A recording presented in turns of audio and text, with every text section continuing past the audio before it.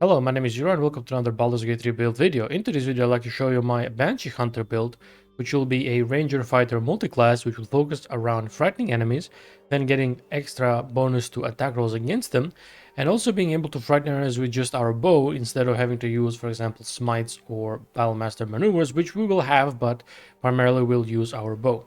So let's get into the character creation. So for your race, I've chosen a Tiefling for no particular reason. You can go with any other race, to be honest. It will work just fine. This build doesn't really rely on any races, so pick your favorite. In my case, I went as a Tiefling. I get hellish resistance, so I have resistance to fire. I take half damage from it. I also have dark vision, and then I have standard visual speed. I went with the Asmodeus Tiefling mainly because this sub race gets the darkness spell at some point from just racial spells, and that's going to be useful later on because we'll be able to shoot through it because we'll have a ring that makes us immune to being blinded. And then at level 1 we get the Produce Flame, which conjures a flame that deals 1d8 fire damage when thrown. It only has, I believe, a 30 feet radius, so it's pretty short, but it's still okay, even though we won't be really using it because this will scale with charisma. So there's that. For our level 1 class, we're going as a fighter. We're going with this because we want our fighting style and we'll get our extra attack relatively early, and also we want action surge. So as a fighter, we gain second wind for our first level. This is a 1d10 plus our fighter level heal. For the fighting style, we're going with archer. This is going to give us a +2 bonus to range weapon attack, so we'll have greater accuracy with our ranged weapons. And finally, for our ability scores, we're going with 10 strength, 17 dexterity, 14 constitution, and 16 wisdom. 10 strength in here because we want to have a little bit extra carry weight for carrying items and maybe even a little bit of a jumping distance, so for mobility. We have 17 dexterity. This is named here because it's going to be our main weapon modifier. We're going to be using finesse based weapons, and it's also going to help us with the armor class until we get our late game armor. For the constitution, we got 14. We don't need 16 because we won't be concentrating on that many spells. Although, even if we break our concentration on the main spell we will be using, it doesn't really matter too much because we can just recast it. So it's not too much of a big deal. And then finally 16 wisdom, namely here because if we cast ensnaring strike, we want the difficulty class to be a little bit higher. So we have, so enemies have a lower chance of escaping it. And then finally for the skill proficiencies, in my case, I went with athletics and perception. Perception is amazing because it helps you see a lot of the invisible levers, buttons, and so on in the game, and traps as well. So it's a really important one to have. Survival is, I like to have it on one character, but it is not necessary. If you know where the buried caches are, you can just use the action of the shovel and then dig in the general area where they are, and you should dig them up. Animal handling and history are not too great, so I would ignore them. Intimidation, you could go instead of athletics if you wish. And then acrobatics, at least you could probably go either or. Alright, and then for my background, I am the guild artisan, so I have proficiency with insight and persuasion. This is just my favorite background to pick. You could go with any background you may have a preference for. Alright, so level 2, we unlock our action surge and we can move on to level 3. At level 3, we unlock our second racial spell and we are subclass, and here as a racial spell we get the Hellish Rebuke. This is a 3d10 fire damage as a reaction, so when an enemy targets us or hits us with an attack, we can use a reaction to deal 3d10 fire damage to them. If they save, they take half damage either way. So it's a pretty little decent reaction there, you get once per long rest. Then for our subclass, we are going as a Battlemaster, mainly because we want to get the menacing attack. Reason for is this is going to scale and synergize really well with our build altogether. So what we do is we possibly fight on target. They'll have disadvantage on ability checks and attack rolls, and they're unable to move. So it is going to be a really one of our main maneuvers we're going to be using. Then for the other two, my suggestion is, what I'm going to go with is Repost and Disarming Attack. Disarming Attack is great because if you disarm powerful enemies, you can then take their weapons away and they'll be basically forced to either punch you or switch to their ranged weapon, which odds are most of the time they are not as efficient with them as they are with their melee weapons. Some other good choices could be Trip Attack and Precision Attack, which Trip Attack, of course, trips your enemies and then you get advantage against them in melee, or Precision Attack, which adds the superiority die to your attack roll, so you have a greater chance of hitting your target. At level 4, we unlock our first feat, and here we're going to go with Ability Improvement +2 into Dexterity. Reason we go with this 30 is increasing our armor class if we're wearing light or medium armor. We're also getting greater initiative and greater effectiveness with our weapons. Then at this point on level 4 you could deal with anti-ethel to get another +1 into dexterity to round it up to a nice 20. And then finally in Act 3 you could also get another +2 with the Mirror of Loss, which you could get a total of 20 to dexterity. At level 5 we unlock our extra attack, and we also unlock another racial spell, which in this case is Darkness. This is going to be quite useful for us later on when we get the ring that makes us immune to being blinded. And finally at level 6, this is our last fighter level. Here we're going to go with the Sharpshooter. What this does is our range attacks do not receive penalties from high ground rules. We also, when we use ranged weapon attacks with weapons we are proficient with, we can get a -5 penalty to our attack roll, but we'll deal additional 10 damage. You can toggle this off. So basically, we exchange accuracy for damage if we have, for example, advantage, which would be quite useful, which we'll have quite often, and also we'll have high accuracy regardless because of the various buffs we're gonna get when enemies are frightened. At level 7, we're going to start our multi-class and we're going to go into Ranger. Reason we're going to Ranger is going to help us with the Hunter's Mark, which is going to increase our damage a little bit, and also Ensnaring Strike, which again give us advantage against low strength enemies, which will have a higher or a lower chance of escaping from it. So for the favorite enemy, we're going to go with Banshee Hunter. Reason is this gives us proficiency in investigation. We already have that. Or we have insight, not investigation. So this is pretty good. Investigation is a pretty good skill. And we also make it so that enemies have disadvantage on saving throws against our ensnaring strike. So either ranged or melee. So that's pretty good. And then for the Natural Explorer, now since I am a tiefling, I already have resistance to fire. Normally I would suggest taking Wasteland Wanderer Fire, so you have so you half fire damage. But since in this case I'm a tiefling, I'm gonna go with Wasteland Wanderer Poison, because that is the most second common damage type in the game. But if you don't have fire resistance natural, I would suggest going with the Wasteland Wanderer Fire. And then for our skill proficiencies, here we get stealth by default. I wouldn't suggest that, but since, well, none of these are too great. Nature and Emma handling isn't that great either. Stealth, we won't really stealthing, so you might as well put a point into survival here, or just go with stealth, or either one of these. None of these are too great, to be quite honest. At level 8, we unlock our ranger spells, and here we're going to go with Hunter's Mark, which increases our damage or weapon damage by 1d6, and we're going to take Ensnaring Strike. When we ensnare a target, they cannot move, and also attack rolls against them have advantage. Plus, on top of that, they take 1d6 damage per turn that they are ensnared, so that's pretty good. We also get a fighting style, and here we can go either with defense if we want extra armor class, which honestly we won't really need. Instead, you should go with dueling. This is going to give you +2 damage to weapon you are holding in a single hand. So, for example, in my case, I'm using a longsword with a shield, and this 2 additional damage will work just fine. So I'm gonna go with that. At level 9, we unlock our subclass and an additional spell. Here, you could go with the Speak with Animals if you don't have any elixirs. Honestly, I have a lot of elixirs, so I never really use this spell.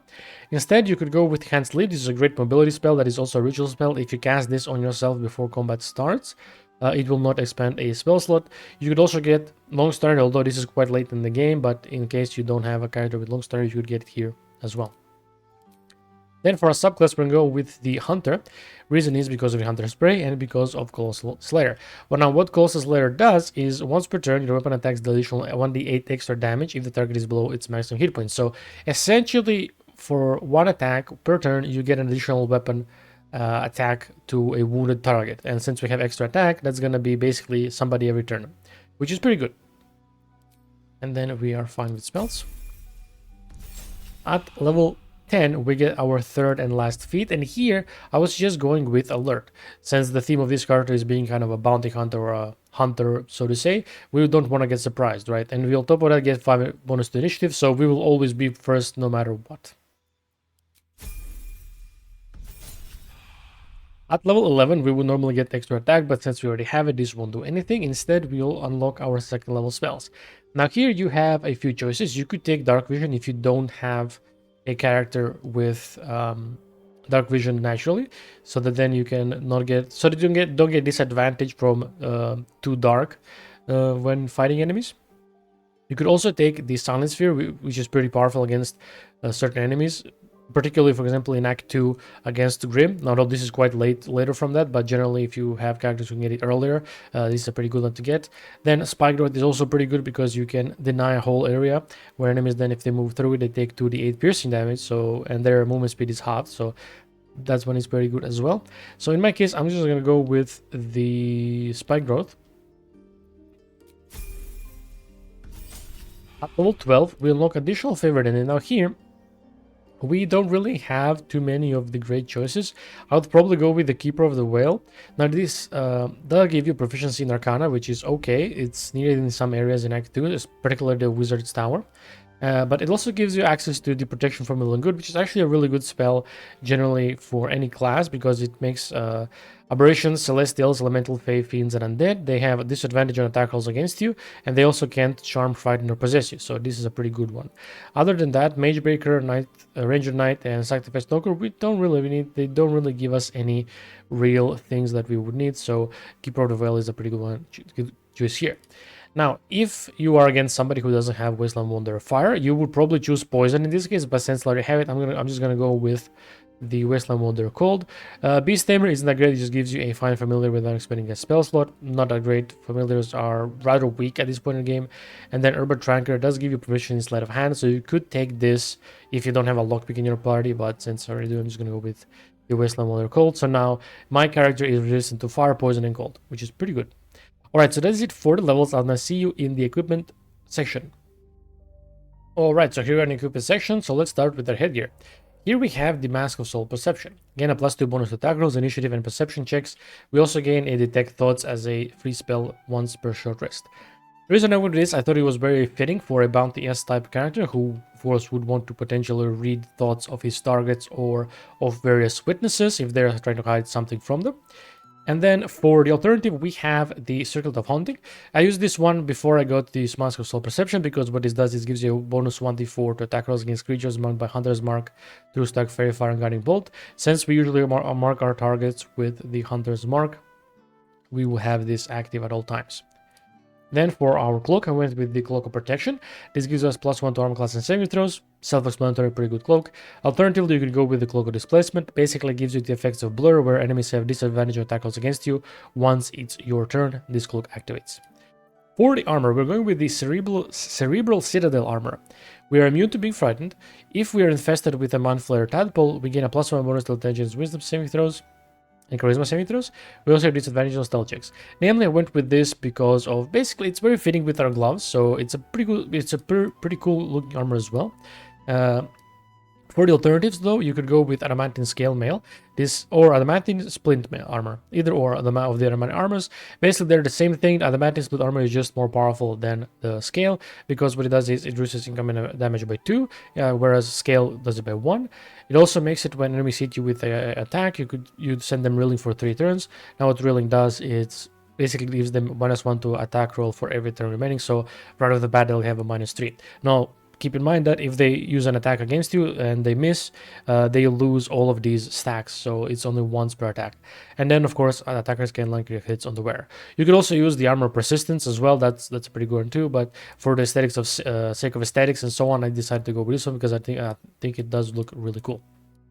Then for the gloves, we're going with the Cerebral Citadel gloves.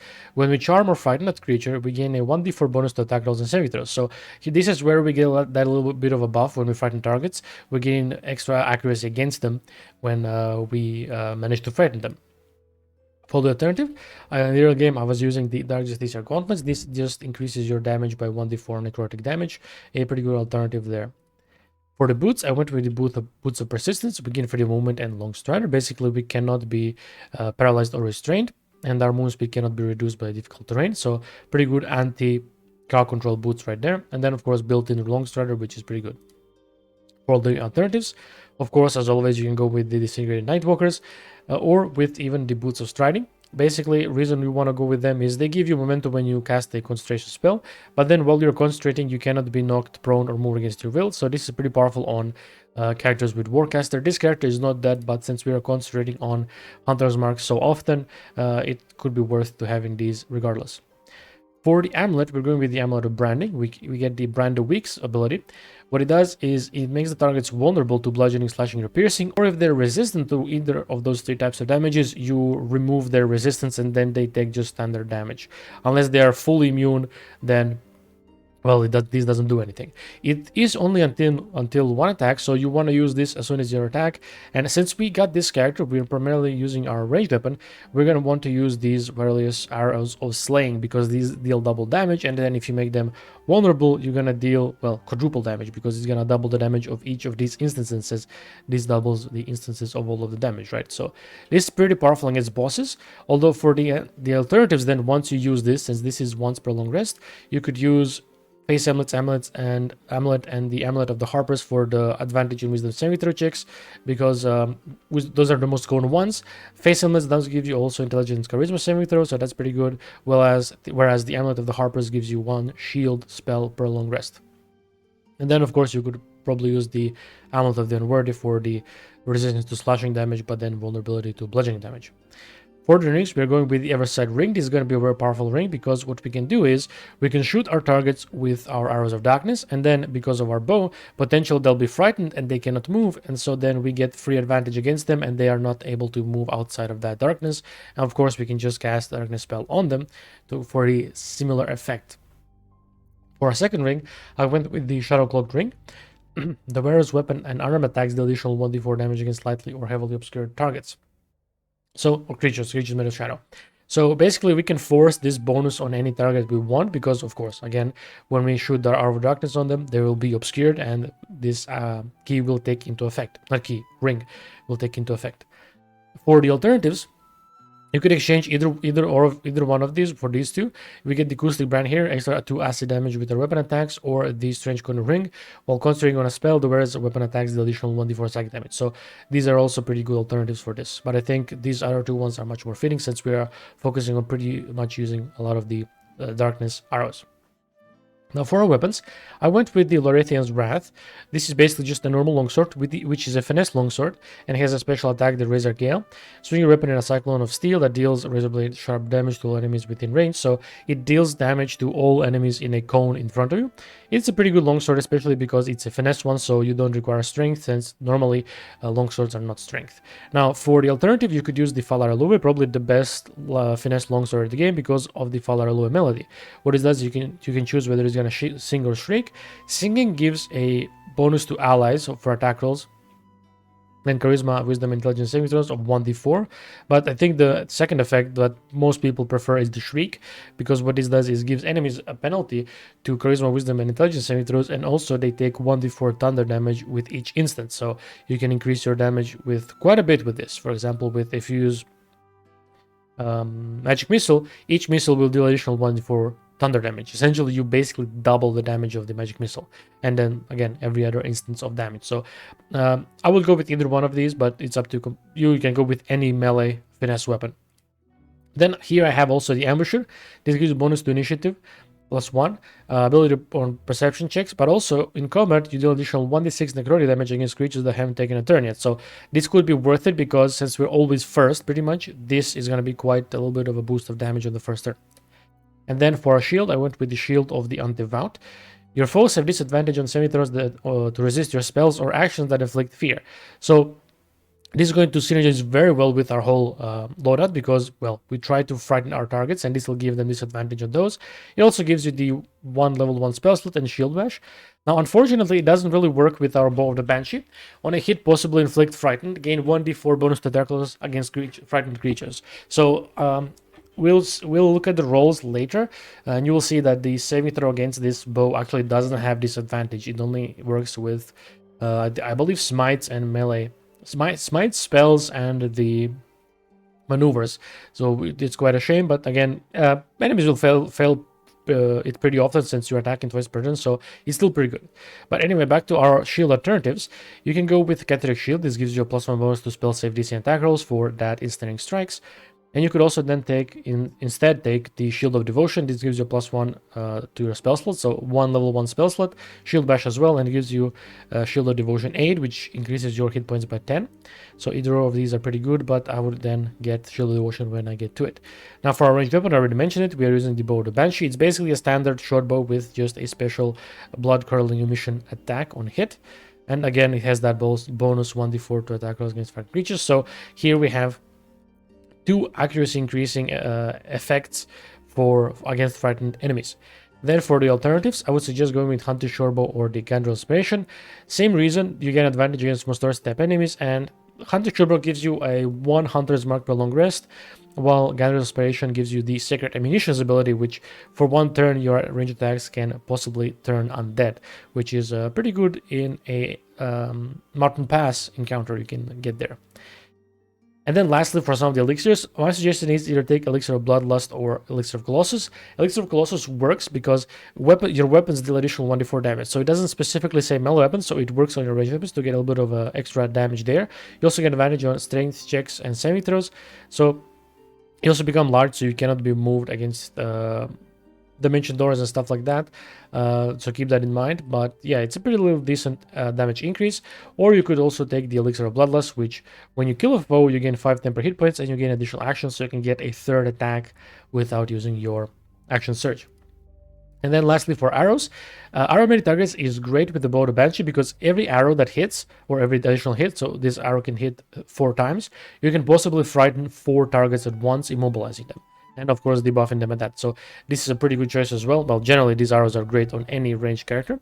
And then lastly, like I mentioned before, we have the Arrows of Darkness. We create darkness for 3 turns, and because we are immune to being blinded, we can shoot through it as we freely wish to. Alright, so that is it for the equipment. I'll now see you in the combat showcase. Alright, so here we are at Flaming Fist Barracks for Eternal Battle Showcase. So before combat started, I did drink an Elixir of Colossus for a little bit of extra weapon damage. And then these are all the buffs that I just managed to gather throughout the playthrough. Alright, so with this character, you want to generally try to hit targets that are not immune to being frightened, but sometimes you'll encounter enemies that are, and then you just have to deal with it, which will reduce your effectiveness a little bit, but it's not too much of a big deal.